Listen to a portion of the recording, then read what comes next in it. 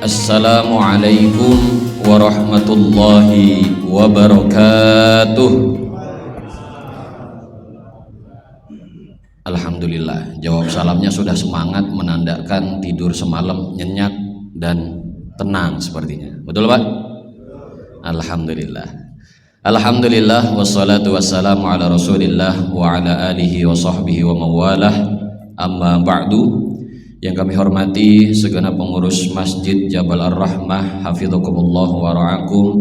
Yang kami hormati segenap para asatidz, para ulama maupun tokoh masyarakat yang hadir pada kesempatan kali ini, serta hadirin jamaah salat subuh, hadanallahu wa iyyakum ajma'in. Alhamdulillah, pada kesempatan kali ini di waktu pagi yang berkah dan mulia ini kita bisa salat subuh berjamaah, lalu dilanjutkan dengan kajian bersama. Terkhusus pada kali ini kita akan sedikit membahas salah satu nasihat yang berada di dalam kitab Nasaihul Ibad. Semua itu semata-mata karena karunia dan nikmat dari Allah Subhanahu wa taala. Allah Subhanahu wa taala masih memberikan kepada kita hidayah dan taufik sehingga kita bisa melaksanakan amal-amal soleh yang kita kerjakan pada pagi hari ini. Hadirin yang dirahmati oleh Allah, ada pepatah mengatakan tak kenal maka tak sayang. Dulu ketika saya di pondok, pepatahnya sedikit dirubah biar lebih enak. Dulu ketika guru-guru kami mengajarkan kami di kelas, ketika pertama kali masuk tahun ajaran baru, selalu bilang, ini kita hari pertama ya, jadi kita harus kenalan. Karena ada pepatah mengatakan tak kenal maka tak sayang, tapi kita rubah menjadi tak kenal maka ta'aruf. Betul. Jadi ta'aruf itu bukan cuma sekedar proses di mana seseorang laki-laki ingin berkenalan dengan perempuan ataupun sebaliknya. Ta'aruf itu istilah dalam bahasa Arab yang artinya memperkenalkan diri. Mohon izin para hadirin semuanya, nama kami, nama Al-Fakir Muhammad Islahul Anam. Dulu ketika kami seumuran SMP, SMA, orang tua kami memasukkan ke Pondok Modern Darussalam Gontor. 6 tahun di Gontor, 1 tahun pengabdian. Jadi bagi siapapun orang yang masuk ke Gontor, sebelum mereka mendapatkan ijazahnya masing-masing, pondok mewajibkan para alumninya untuk mengabdi selama 1 tahun. Jadi saya di Gontor kurang lebih 7 tahun. Ketika kami dulu di Gontor, kiai kami pernah bilang, kalau kamu ingin beribadah sepuas-puasnya, sebanyak-banyaknya, datanglah ke Mekah dan Madinah. Kalau kamu ingin belajar ilmu agama khususnya, datanglah ke Mesir. Maka ketika lulus dari Gontor, selesai pengabdian, orang tua kami memberikan kami kesempatan untuk belajar di Kairo, Mesir, di Universitas Al-Azhar. Karena sesuai dengan nasihat dari guru kami, kalau kamu ingin belajar sepuas-puasnya, datanglah ke Mesir, datanglah ke Al-Azhar Asy-Syarif. Maka alhamdulillah kami menyelesaikan jenjang studi S1 di Universitas Al-Azhar Kairo, Mesir. Kurang lebih perkenalannya seperti itu Pak, Bu, mohon izin. Alhamdulillah pada kesempatan kali ini kita ingin membahas salah satu nasihat yang dinukil dari sabda Rasulullah Shallallahu Alaihi Wasallam. Pada suatu hari Rasulullah Shallallahu Alaihi Wasallam beliau sedang jalan-jalan pagi. Kalau kita sekarang mungkin hari Sabtu pagi, hari Ahad pagi, beliau keluar dari rumahnya. Ketika beliau keluar dari rumahnya, beliau bertemu dengan para sahabatnya. Seperti layaknya manusia pada umumnya, ketika bertemu dengan manusia lainnya, ketika kita bertemu dengan tetangga kita, bertemu dengan teman kita, bertemu dengan sahabat kita di jalan, pasti yang kita tanya, gimana kabarnya Pak? Sehat? Gimana kabarnya pagi hari ini? Sehat Pak? Pasti seperti itu.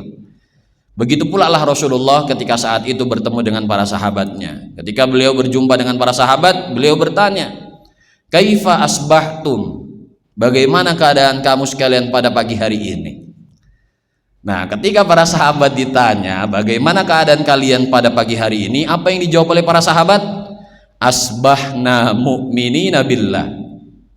Para sahabat menjawab, pada pagi hari ini kami adalah orang-orang yang beriman kepada Allah. Ditanya kabarnya, jawabnya, alhamdulillah kami orang yang beriman kepada Allah. Ternyata bagi Rasulullah ketika ditanya bagaimana kabar kemudian dijawab adalah kami adalah orang-orang yang beriman, itu bukan cuma sekedar jawaban yang asal ucap, tapi ada nilai yang ingin Rasulullah tanya kepada mereka. Kok tiba-tiba, kalau bahasa kitanya, kok tiba-tiba ditanya keadaan pagi hari ini yang harusnya jawabnya alhamdulillah kami sehat ya Rasul, alhamdulillah kami bahagia ya Rasul, tapi tiba-tiba langsung jawabnya alhamdulillah pada pagi hari ini kami adalah orang yang beriman. Ketika Rasulullah mendengar jawaban para sahabat, beliau bertanya, qala wa ma alamatu imanikum, apa tanda kalian itu beriman? Apa tanda-tanda keimanan kalian? Untungnya para sahabat bisa menjawab. Kalau kita ditanya Rasul, apa tanda keimanan kalian? Kira-kira kita jawabnya apa, Pak? Gemeteran apa bisa apa nggak bisa jawab? Gemeteran. Yang nanya Rasul. Nah, ketika para sahabat ditanya bagaimana tanda-tanda keimanan kalian atau apa tanda-tanda keimanan kalian, para sahabat menjawab, qalu nasbiru alal balai, nashkuru alal rakhai, wa nardo bil qadai.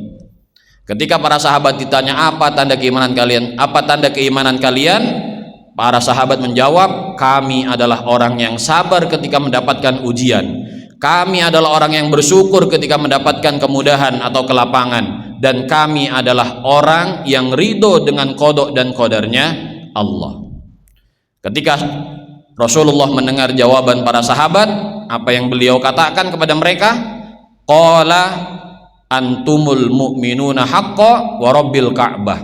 Demi Tuhan pemilik Ka'bah, kalian semua adalah orang-orang yang mukmin dengan sebenar-benarnya keimanan. Kalian adalah orang-orang yang benar memiliki keimanan.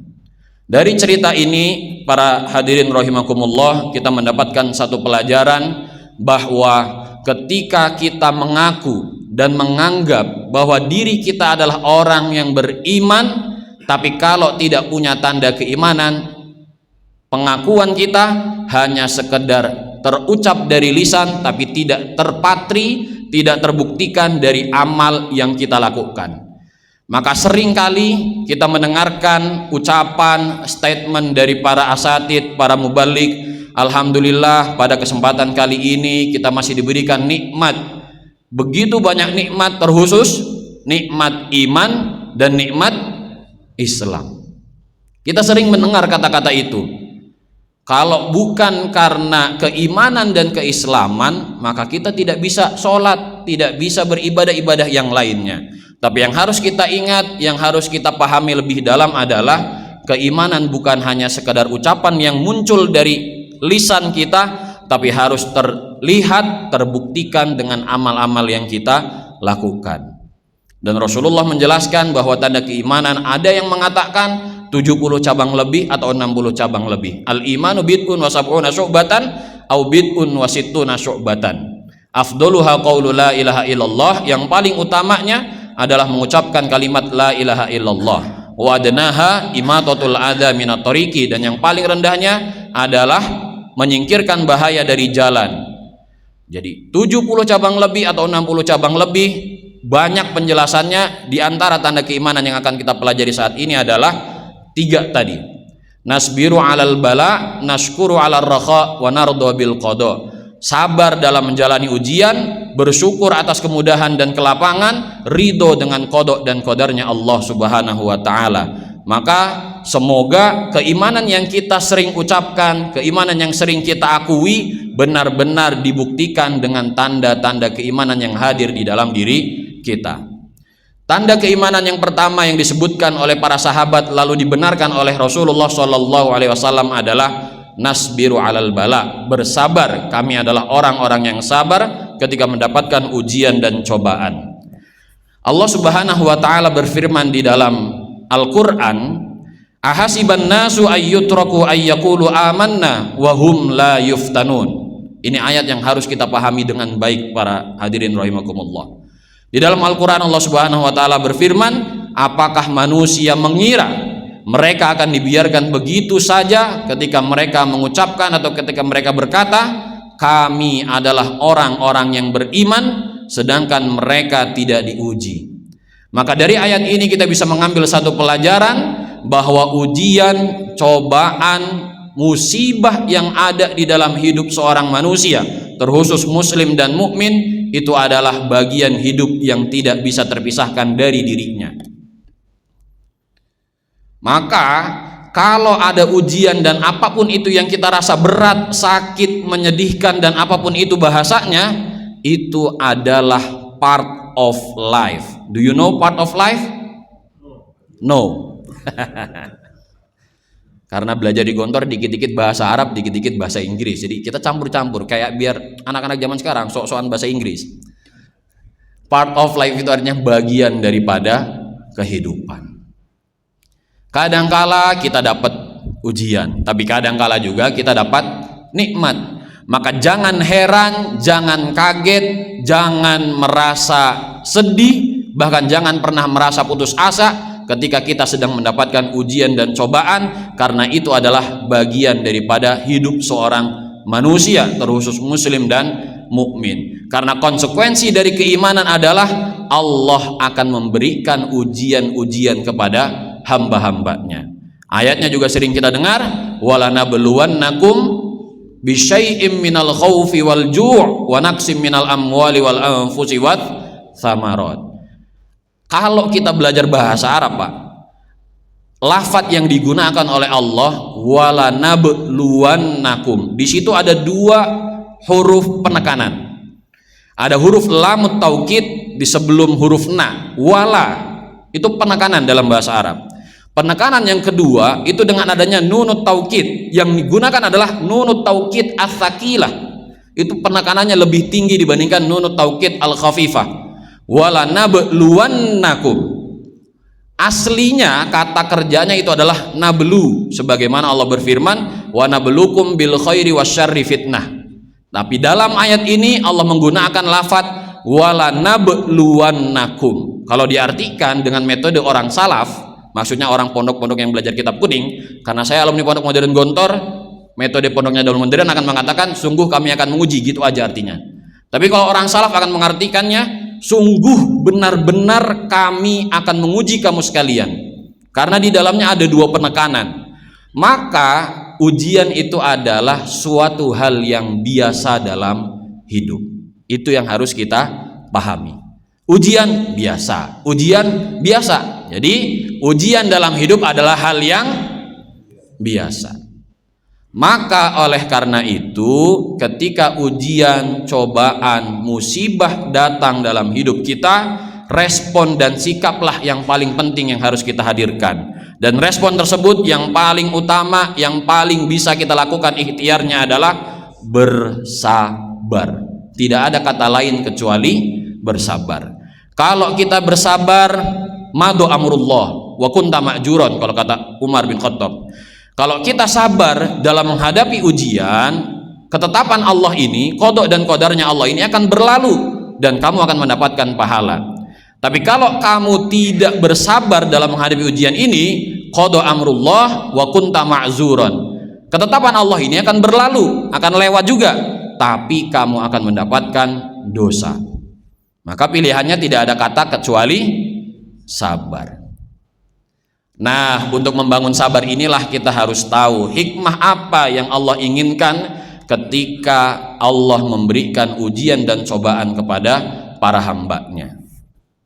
Di dalam kitab Syarhul Hikam, Al-Imam Asy-Syarqawi, beliau setidaknya memberikan kepada kita beberapa hikmah.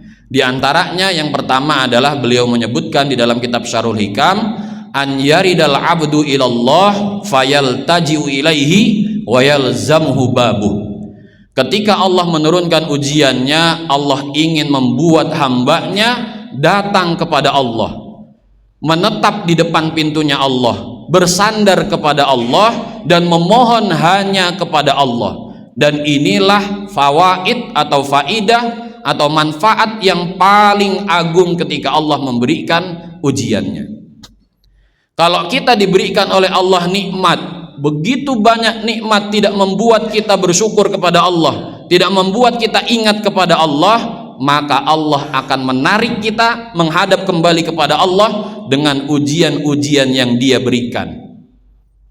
Maka pilihannya, kalau kita dapat nikmat kita harus bersyukur. Kalau enggak bersyukur, kalau tidak taat atas perintah Allah, berarti siap-siap mendapatkan ujian dari Allah.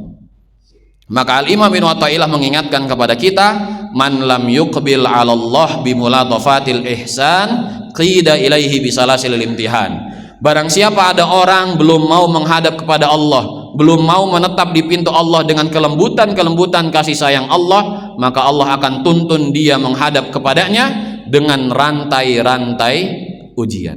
Itu hikmah yang pertama. Maka ketika ujian datang, kita harus sadari bahwa ini adalah bahasa cintanya Allah, bahasa kasih sayangnya Allah kepada hambanya. Karena Allah itu tahu bagaimana keadaan hambanya dibandingkan diri kita sendiri. Kadangkala Allah memberikan ujian begitu besar, begitu sulit kepada hambanya karena dia sangat cinta kepada kita.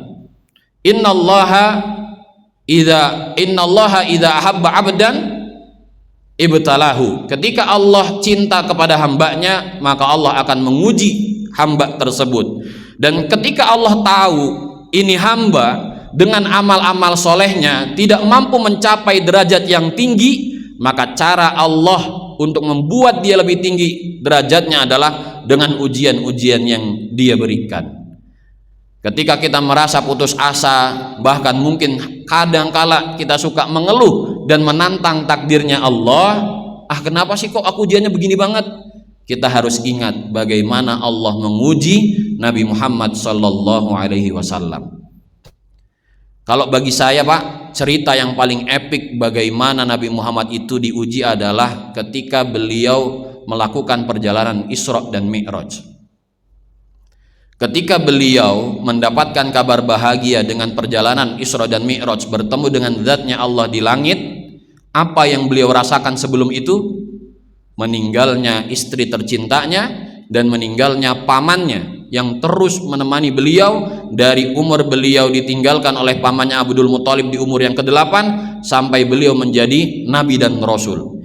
Beliaulah yang membela Nabi Muhammad, beliaulah yang merawat Nabi Muhammad, dan itu meninggalnya berdekatan, tidak jauh. Maka ketika itu tahun tersebut dikatakan sebagai Amul Huzni, tahun kesedihannya Rasulullah Shallallahu Alaihi Wasallam. Tapi begitu Allah memberikan ujian yang sangat besar kepada Nabi Muhammad, balasannya pun besar. Diangkat oleh Allah ke langit bertemu dengan Allah secara langsung. Nah, yang harus kita pahami pula, begitu beliau selesai melakukan perjalanan Isra dan Mi'raj, kembali ke bumi, kembali ke Mekah, kemudian bertemu dengan para kaum kafir Quraisy, menceritakan apa yang beliau alami, apa yang beliau rasakan. Apakah penerimaan tentang cerita yang beliau berikan atau pengalaman yang beliau terima? Yang beliau terima saat itu adalah penolakan dan pencap, atau kita ngecap bilangnya itu, beliau dicap sebagai orang yang pemberi hoaks, pemberi kabar bohong. Kok bisa ada orang dalam waktu satu malam melakukan perjalanan dari Mekah ke Baitul Maqdis, dari Baitul Maqdis ke langit yang ke-7, lalu kembali lagi ke Baitul Maqdis, kembali lagi ke Mekah hanya dalam waktu satu malam? Kok bisa? Yang harus kita pahami di sini, Allah memberikan ujian terlebih dahulu, kemudian Allah berikan rasa senang, rasa gembira, rasa tenang kepada Nabi Muhammad. Begitu turun, apakah rasa tenang itu tetap? Allah berikan ujian lagi. Kalaulah Nabi Muhammad orang yang paling dicintai oleh Allah, orang yang paling mulia, makhluk yang paling mulia di hadapan dan di sisi Allah, ujiannya begitu besar, siapalah kita di mata Allah Subhanahu wa ta'ala. Maka jangan sampai kita di dalam hidup ini mendapatkan ujian dan cobaan malah membuat kita lupa kepada Allah, malah membuat kita menentang, bahkan menantang takdirnya Allah, sehingga putus asa akan pertolongan serta rahmat Allah. Jangan sampai kita menjadi orang-orang yang seperti itu. Dan yang kedua, hikmah yang diterangkan oleh Al-Imam Asy-Syarqawi di dalam kitab Syarhul Hikamnya adalah annal abda yahsulu lahu indaha ghaliban ta'atul qulubi. Ketika Allah menguji hambanya, Allah sedang ingin melatih ketaatan-ketaatan hati. Di antaranya adalah kasobri warrido wattawakkuli, seperti rasa sabar, ridho, dan tawakal. Maka kadangkala kita sering tahu istilah sabar, Tapi kita tidak tahu hakikat sabar kecuali kita sudah merasakan ujian. Betul Pak?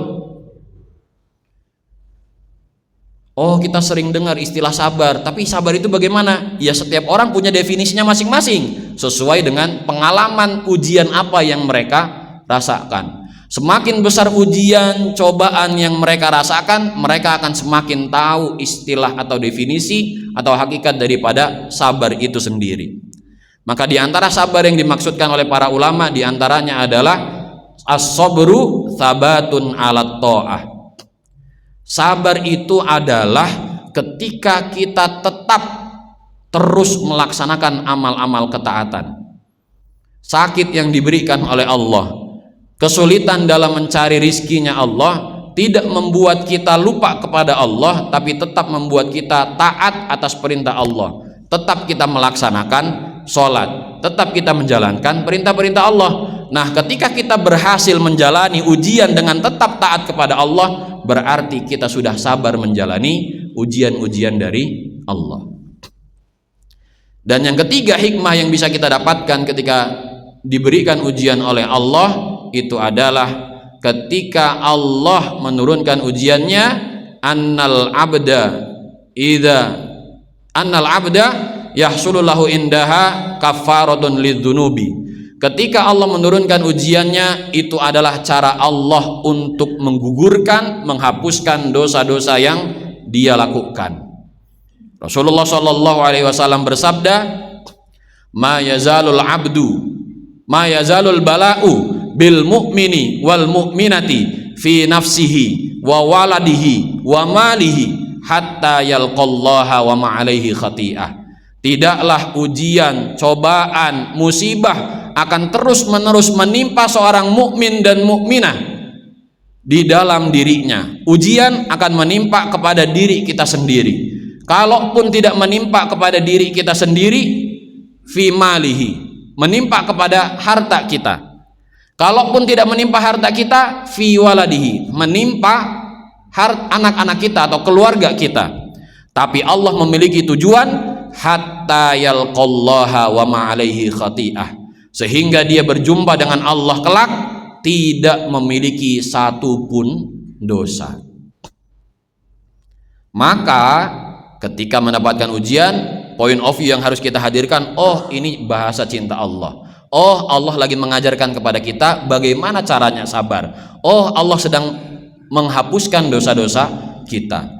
Ketika point of view itu dibangun dalam diri dan jiwa kita, maka kita akan bisa menjalani ujian, cobaan, musibah seberat apapun dengan rasa sabar, sehingga hidup kita stabil, tidak tergoncang, tidak tergoyah apapun dengan keadaan yang kita rasakan saat itu. Maka inilah pentingnya sabar, dan sabar adalah tanda keimanan seorang manusia. Tanda yang kedua para hadirin, tapi sebelum tanda yang kedua, bagaimana cara membangun sabar itu? Di antara caranya, kita harus yakin bahwa Allah Subhanahu wa Ta'ala tidak memberikan ujian kepada hambanya kecuali Dia mampu untuk menanggungnya.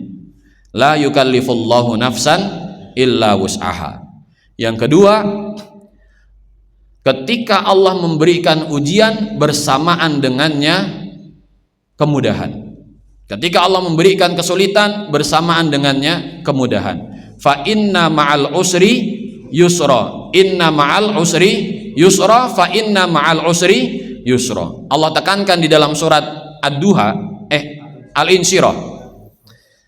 Inna ma'al usri yusra, fa inna ma'al usri yusra. Dalam dua ayat yang berdekatan ini, Allah menekankan sesungguhnya bersamaan dengan kesulitan itu kemudahan, dan sesungguhnya bersamaan dengan kesulitan itu kemudahan. Ketika kami mengikuti daurah yang diadakan oleh salah satu guru di Mesir, beliau namanya adalah Syekh Mustafa Ala Naimah, beliau pernah bertanya kepada kami, apakah statement ini benar?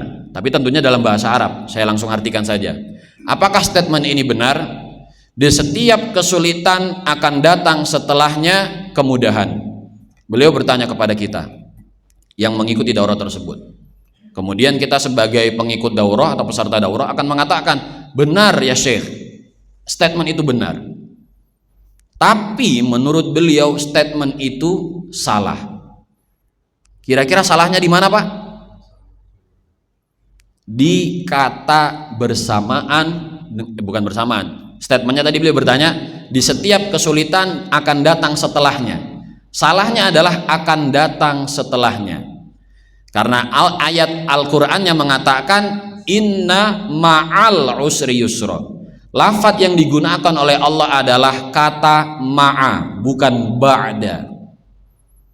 Maka statement ini, di setiap kesulitan akan datang setelahnya kemudahan, menurut beliau ini adalah statement yang salah. Kalaupun tidak salah, kita akan anggap, bagi saya pribadi, kurang tepat. Kenapa? Allah mengatakannya bukan inna ba'dal usri yusra, fa inna ba'dal usri yusra, karena ba'da itu artinya dalam bahasa Indonesia setelah. Tapi lafadz yang digunakan oleh Allah adalah ma'a, inna ma'al usri yusra, fa inna ma'al usri yusra. Maka statement yang lebih tepat, yang lebih benar adalah bersamaan dengan ujian akan datang kemudahan. Jadi bukan setelah kesulitan kemudahan, bukan setelah ujian itu jalan keluar, tapi bersamaan dengan ujian yang Allah berikan, Allah juga berikan jalan keluarnya. Allah berikan kemudahan di dalamnya. Tapi lagi-lagi itu adalah rahasia dari Allah, maka kita harus bisa memahami rahasia tersebut dari Allah Subhanahu wa taala. Dan tanda keimanan yang kedua, hadirin rahimakumullah, para sahabat menyebutkan dan dibenarkan oleh Rasulullah, nashkuru 'alal rakhai. Kami adalah orang-orang yang bersyukur ketika mendapatkan kemudahan, mendapatkan kelapangan. Kadangkala kita sebagai manusia menganggap cobaan, musibah, apa yang kita rasakan sulit, menyedihkan, berat bagi kita, itu adalah ujian. Tapi sebenarnya kemudahan, kelapangan, nikmat yang kita dapatkan, hakikatnya itu adalah ujian juga dari Allah Subhanahu wa taala. Ayatnya juga tadi sudah kami sebutkan, wa nabluukum bil khairi wasyarri fitnah, dan kami akan menguji kamu sekalian dengan kebaikan dan keburukan sebagai ujian dari kami. Maka sebenarnya hidup yang kita jalani saat ini adalah ujian dari Allah Subhanahu wa taala. Allah sedang ingin melihat siapakah di antara hamba-hambanya yang mampu, yang bisa mempersembahkan amalan terbaiknya. Di dalam surat Al-Mulk Allah Subhanahu wa taala berfirman, alladzi khalaqal mauta wal hayata liyabluwakum ayyukum ahsanu amala. Dialah Allah zat yang menciptakan kehidupan dan kematian agar menguji kamu sekalian, siapakah di antara kalian yang mampu mempersembahkan amalan terbaiknya. Maka ketika ujian datang, amalan terbaiknya adalah sabar. Ketika kita mendapatkan nikmat, mendapatkan kelapangan, mendapatkan kemudahan, amalan terbaiknya adalah bersyukur. Karena Allah juga telah menetapkan di dalam Al-Quran, wa qalilum min ibadiyas syakur, dan sedikit dari hamba-hambaku yang dia bersyukur kepadaku. Dan Allah juga memberikan contoh kepada kita di dalam Al-Quran, ada orang yang ketika dia diberikan ujian, dia memohon kepada Allah agar ujian ini lewat dalam keadaan apapun. Ketika dia sakit, dia memohon kepada Allah dalam keadaan berbaringnya, ya Allah sembuhkanlah aku. Dalam keadaan terburu-buru, dalam keadaan dia berlari, dalam keadaan dia jalan, dia memohon kepada Allah, ya Allah, aku lagi mengalami kesulitan ekonomi, aku sedang mengejar rizkimu, maka bantulah aku mendapatkan rizki. Banyak orang seperti itu. Tapi begitu Allah berikan kemudahan, dia lupa. Ketika dia sudah diberikan rizki yang melimpah, ketika dia sudah diberikan kesehatan yang begitu lamanya, lalu kemudian dia lupa seakan-akan dia tidak pernah memohon kepada Allah, maka ini adalah orang-orang yang tidak bersyukur. Ayat Al-Qur'annya deep banget, Pak. Kalau bahasa anak mudanya deep. Do you know deep? Nggak tahu. Deep itu artinya sangat dalam sekali maknanya. Allah Subhanahu wa taala berfirman di dalam surat Yunus ayat ke-12, wa idza massal insana durru da'ana li jambihi aw qa'idan aw qa'iman falamma kashafna anhu durrahu marra ka'allam yad'una. Ketika ada seorang manusia diberikan kesulitan, diberikan bahaya, diberikan ujian dari Allah, mereka berdoa kepadaku li jambihi, dalam keadaan tidur. au qa'idan, dalam keadaan duduk, au qa'iman, atau dalam keadaan berdirinya. Falamma kashafna anhu durrahu marra ka'allam yad'una. Lalu ketika kami mencabut kesulitannya, mencabut ujiannya, marra ka'allam yad'una, orang tersebut berlalu seakan-akan tidak pernah berdoa kepadaku. Lihat ayatnya, begitu dalam maknanya. Ada orang yang tadinya begitu memohon kepada Allah untuk melalui ujian yang dia rasakan, kehimpitan ekonomi yang dia rasakan juga, tapi begitu Allah berikan kemudahan, Allah berikan kelapangan baginya, dia berlalu begitu saja seakan-akan tidak pernah berdoa kepada Allah. Kadzalika zuyyina lil musrifina ma kanu ya'malun. Seperti inilah orang-orang yang melampaui batas akan diberikan hiasan kepadanya sebagaimana mereka mengerjakannya. Maka yang harus kita perhatikan, yang harus kita pahami ketika kita mendapatkan nikmat, mendapatkan kelapangan, mendapatkan kemudahan, point of view yang harus kita bangun, ini juga merupakan ujian dari Allah. Allah ingin melihat apakah kita menjadi hambanya yang bersyukur atau tidak. Maka bentuk syukur yang paling agung, yang paling standar yang harus kita lakukan selain mengucapkan lafaz alhamdulillahi rabbil alamin, kita terus taat dan mengingat Allah Subhanahu wa taala. Maka Allah Subhanahu wa taala berfirman, fadhkuruni adzkurkum. Ingatlah kamu sekalian kepada aku, maka aku akan mengingatmu.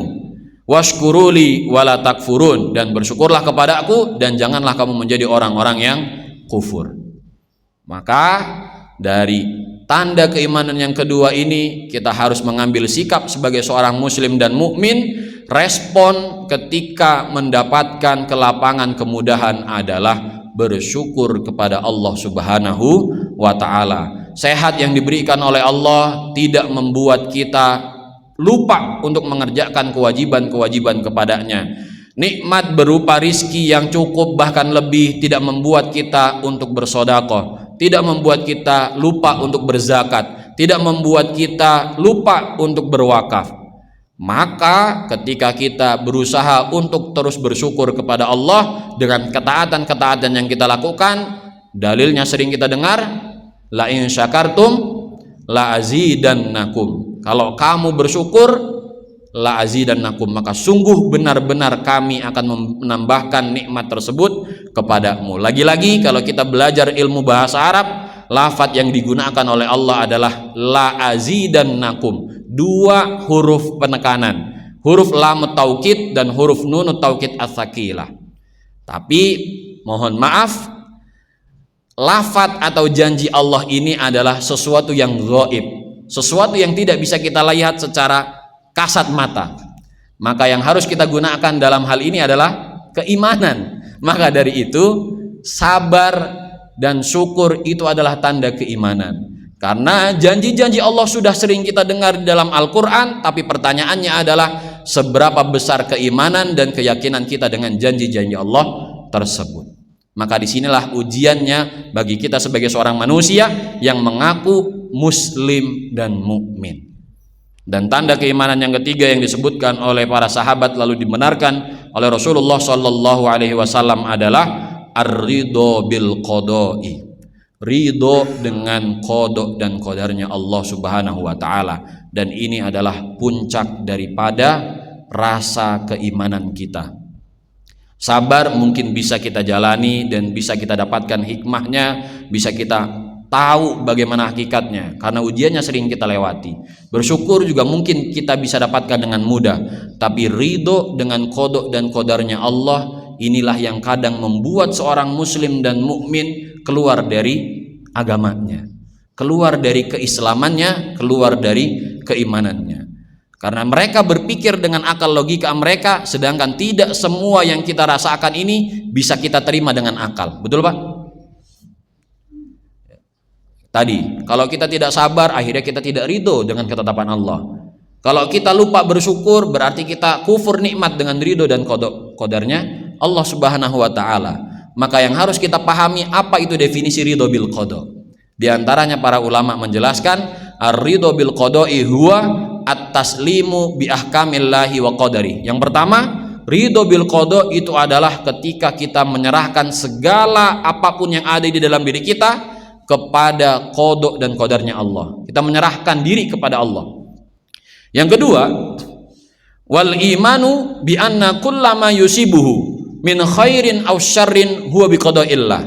Kita harus beriman, harus yakin bahwa setiap apapun yang menimpa dalam hidup ini, baik buruknya, itu sudah menjadi ketetapan Allah Subhanahu wa taala. Dan yang terakhir, wal iman annallaha ta'ala la yaqdi illa bima huwa fihi khairun li ibadi. Puncaknya adalah ketika kita harus beriman, harus yakin bahwasanya Allah tidak memberikan ketetapan kepada hambanya kecuali itu adalah yang terbaik bagi hambanya. Ayat yang bisa kita pahami tentang penjelasan ar-ridho bil qada ini adalah asa an takrahu syai'an wa huwa khairul lakum wa asa an tuhibbu syai'an wa huwa syarrul lakum. Boleh jadi apa yang kamu cintai, apa yang kamu suka itu adalah buruk di mata Allah. Dan boleh jadi apa yang kamu anggap buruk di matamu itu adalah terbaik bagi dirimu dalam pandangan Allah. Maka apapun yang kita rasakan, baik buruknya, yang harus kita pahami yang pertama adalah itu sudah bagian daripada qada dan qadarnya Allah. Kita lahir misalkan dalam keadaan punya orang tua, mohon maaf, secara ekonomi biasa atau bahkan mungkin fakir. Kita tidak bisa milih lahir dari keadaan orang tua yang kaya atau miskin. Kita tidak bisa milih lahir dari orang tua yang memiliki jabatan tinggi atau tidak.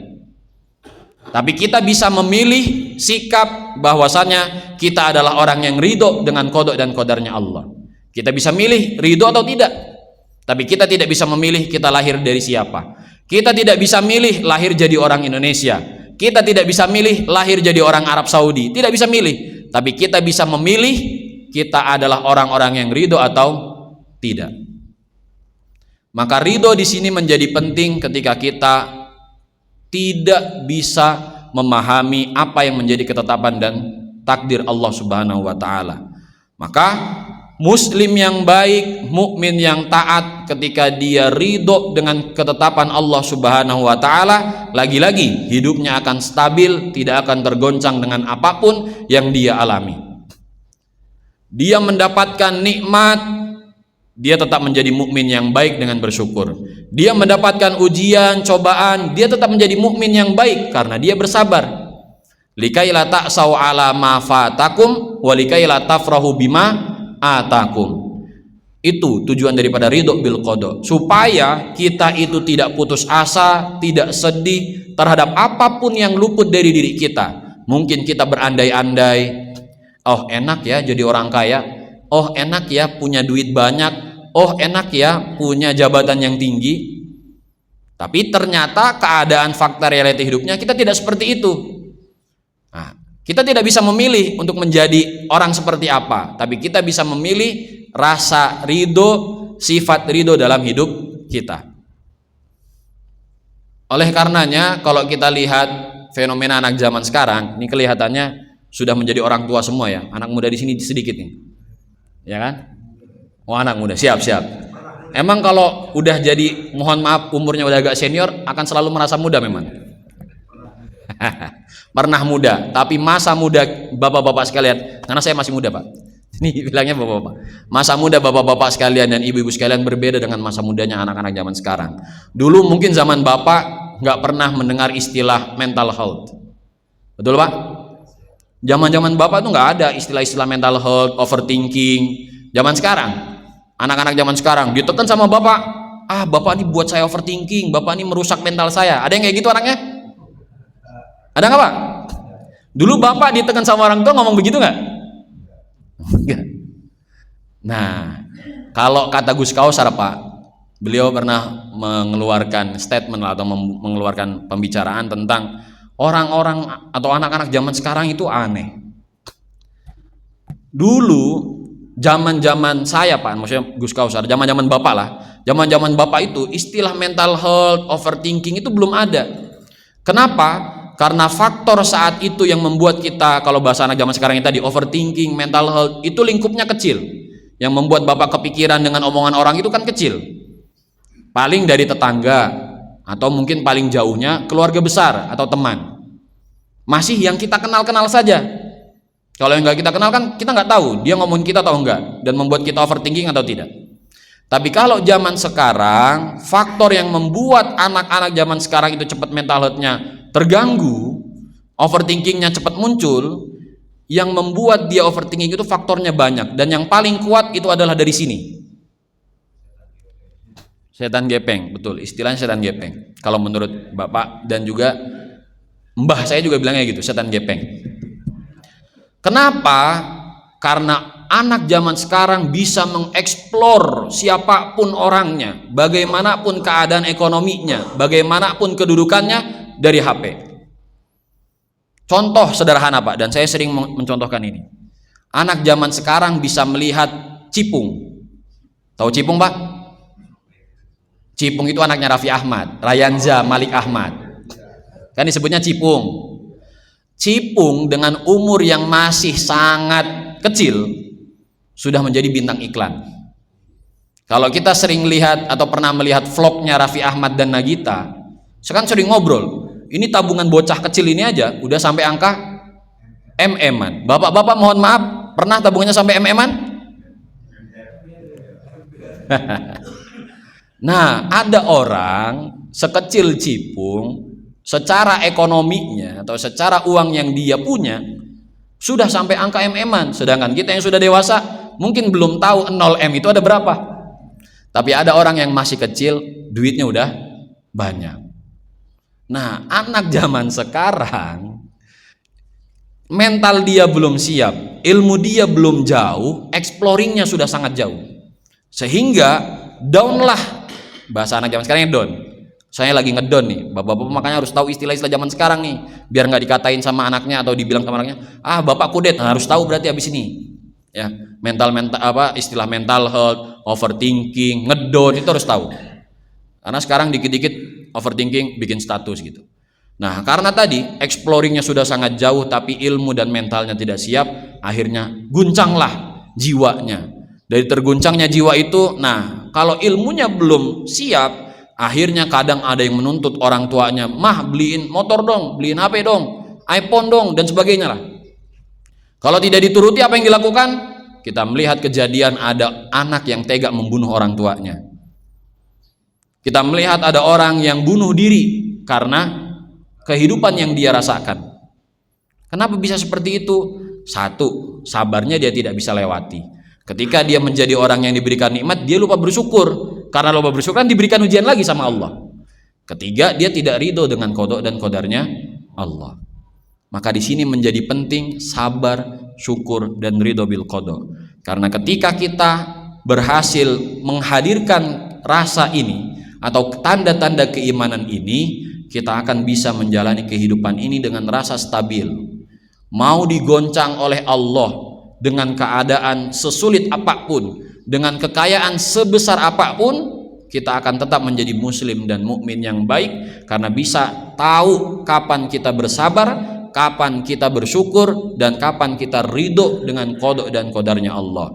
Tapi memang secara kasat mata lebih enak ujiannya adalah diberikan kemudahan dan kelapangan. Betul Pak? Punya duit lebih enak daripada nggak punya duit.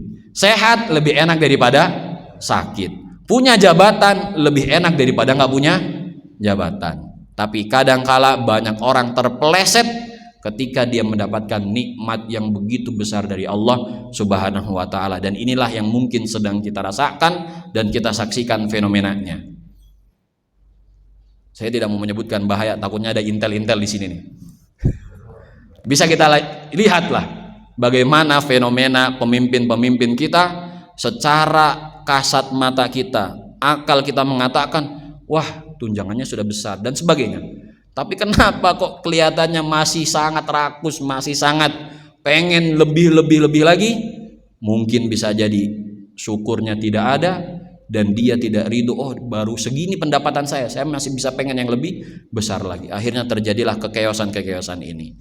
Maka di dalam ayat Al-Qur'an likaila ta'sau ala ma fatakum wa likaila tafrahu ala ma atakum, Sayyidina Abdullah bin Abbas beliau pernah mentafsirkan ayat ini. Beliau berkata, laisa ahadun illa wa huwa yahzan wa yafrah. Keadaan seorang manusia senang, bahagia itu adalah hal yang fitrah, hal yang wajar terjadi bagi manusia. Kadangkala kita senang, kadangkala kita bahagia, dan kadangkala pula kita akan merasakan kesedihan, merasakan kesulitan dan sebagainya. Itu suatu hal yang wajar. Tapi yang harus kita lakukan dan kita berikan responnya adalah walakinna in asobathu musibah ja'alaha sabran wa in asabahu khairun ja'alahu syukran. Tapi maksud daripada Allah di dalam ayat ini likaila ta'sau ala ma fatakum wa likaila tafrahu ala ma atakum, kalau Allah menurunkan ujiannya tidak membuat hambanya putus asa, tapi malah membuat dia orang yang bersabar.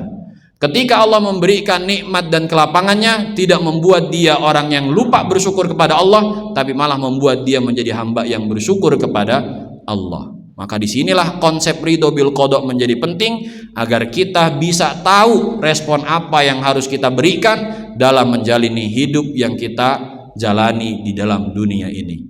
Maka respon-respon itulah yang menjadikan kita muslim dan mukmin yang selamat masuk ke dalam surganya Allah Subhanahu wa taala, dan itulah puncak tertinggi dari nikmat yang Allah berikan kepada hamba-hambanya. Dan untuk mendapatkan nikmat tersebut syaratnya hanya dua, nikmat keimanan dan juga amal soleh.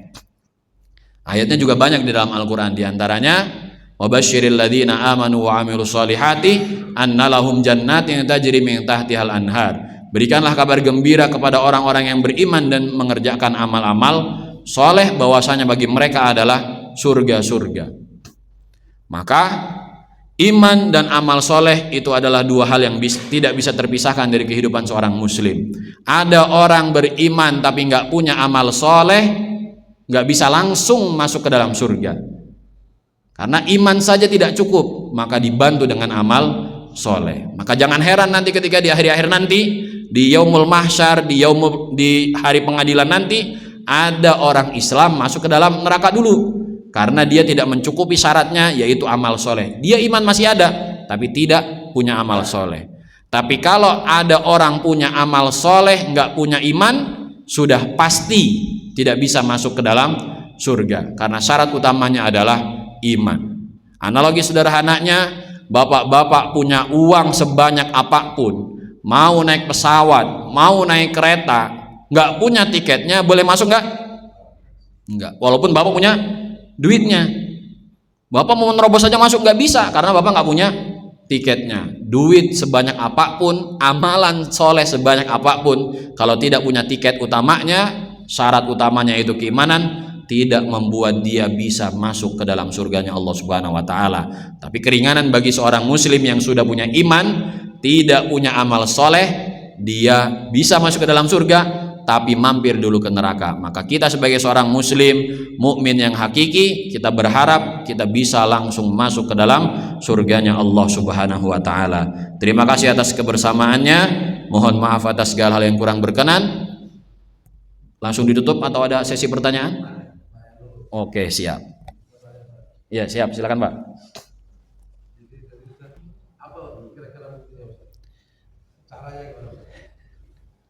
Bukti cinta kepada Allah adalah yang paling bisa kita lihat dan paling kita bisa deteksi adalah ketika kita mengaku cinta kepada Allah, seberapa besar perjuangan kita melaksanakan perintah dari Allah dan menjauhi larangan dari Allah. Simpelnya seperti itu, Pak. Kalau detailnya harus ngaji lebih dalam maksudnya. Simpelnya seperti itu. Sama seperti tadi Bapak menganalogikan, kalau kita cinta sama perempuan, suka sama perempuan, seberapa besar effort yang kita keluarkan. Tahu effort, Pak? Seberapa besar usaha yang kita lakukan, sebegitu pula lah besarnya cinta kita kepada dia. Ibu-ibu bisa menilai kan, Bu? Ada ibu-ibu? Ibu-ibu ngelihat suaminya cinta dari apa, Bu? Oh, ibu-ibunya nggak ngeluarin suara. Hah? Seberapa besar transferan yang diberikan, seberapa besar act of service. Bapak-bapak tahu act of service? Nah, ini bapak-bapak harus tahu. Love language anak zaman sekarang ada 4, Pak. Act of service, physical touch, word of affirmation, satu lagi saya lupa. Oh, giving. 1, act of service, melakukan secara nyata. Katanya cinta, oh istrinya mau beli sesuatu ditemenin, itu act of service. Jadi lebih ke pelayanan. Word of affirmation, kata-kata, oh istriku kamu adalah orang yang paling cantik, istriku kamu adalah orang yang paling baik, dan seperti itulah, lebih ke kata-kata. Kemudian giving, ngasih hadiah terus, tiba-tiba ngasih hadiah yang tidak terduga oleh istri, itu giving, bahasa cinta yang ketiga. Yang keempat, physical touch, tiba-tiba meluk, tiba-tiba nyium dahi dan sebagainya, lebih ke sentuhan antar istri dan suami. Itu word love language, love of language. Tadi saya ngomong apa? Bahasa cinta. Nah, sama seperti kita mengaku cinta kepada Allah tapi nggak ada usahanya. Ngaku kita cinta kepada Allah tapi sholat bolong-bolong. Kalaupun dia udah sholat 5 waktu, dia tidak tambah sholat sunnahnya.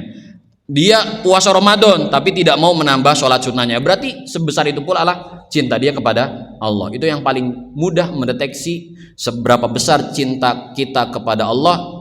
Kita ngaku cinta kepada Allah, tapi kita bisa lihat dengan diri sendiri effort yang kita keluarkan kepada Allah Subhanahu wa taala. Gitu, Pak. Kalau mau lebih dalam lagi mungkin ngaji lebih panjang lagi. Oke. Ada lagi, Pak? Kalau tidak ada kita tutup. Sudah mau syuruk ya? Sudah? Ya, maka kita tutup pembahasan dan kajian kita pada pagi hari dengan bersama membaca alhamdulillah. Alhamdulillahirabbil alamin. Subhanakallahumma wa bihamdika asyhadu an la ilaha illa anta astaghfiruka wa atubu ilaik. Sekali lagi terima kasih atas kebersamaannya. Mohon maaf atas segala hal yang kurang berkenan. Wabillahi taufiq wal hidayah war ridha wal inayah. Wassalamualaikum warahmatullahi wabarakatuh.